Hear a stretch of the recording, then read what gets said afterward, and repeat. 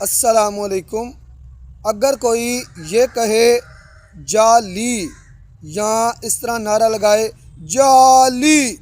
اور آپ اسے سمجھے کہ یہ کہہ رہا ہے یا علی یعنی کہ حضرت علی کی نسبت، تو یہ آپ کی بے وقوفی ہے۔ وہ بندہ تو جالی جالی کے نعرے لگا رہا ہے اور آپ یا علی سمجھ رہے ہیں۔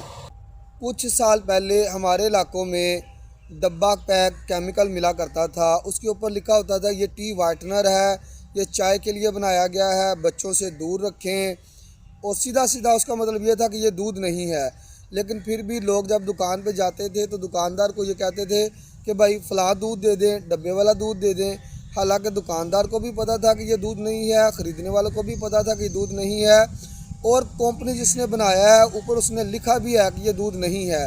لیکن جو خرید رہے ہیں ان کی بیوقوفی ہے کہ وہ دودھ سمجھ کر خرید رہے ہیں۔ اسی طرح ہماری زندگی میں بہت ساری ایسی جگہ چیزیں ہوتی ہیں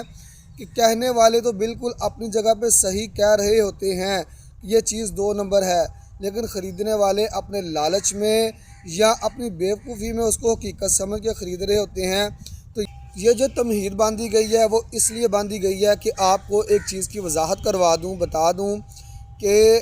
مروٹ کے قلعے کے اوپر ایک دربار بنا ہوا ہے جس سے لوگ کہتے ہیں کہ یہ حضرت علی کا دربار ہے، اور حضرت علی یہاں پہ آئے تھے، انہوں نے 2 نفل ادا کیے۔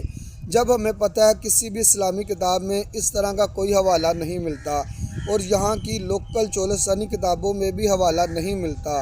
اس کے باوجود لوگ وہاں جائیں اور اسے حضرت علی کی نسبت سمجھیں تو یہ ان کی بیوقوفی ہے۔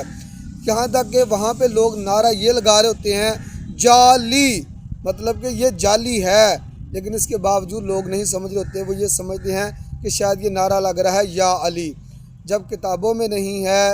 عرب کی یا یہاں کی مقامی کتابوں میں کسی حوالے میں بھی نہیں ہے۔ یہاں تک کہ جو اس سارے قدیمہ والوں نے اس عمارت کو، اس جگہ کو پوائنٹ آؤٹ کیا ہے، ان کے نزدیک بھی یہ جگہ یا یہ مزار اس صدی کا، اس زمانے کا نہیں ہے۔ اس کے باوجود لوگ اس کو حضرت علی کا دربار، مزار یا ان کی قدم گاہ یا نفل پڑھنے والی جگہ سمجھیں تو لوگوں کی بیوقوفی ہے۔ لہٰذا ہمیں سمجھنا چاہیے کہ کس طرح لوگ بیوقوف بناتے ہیں۔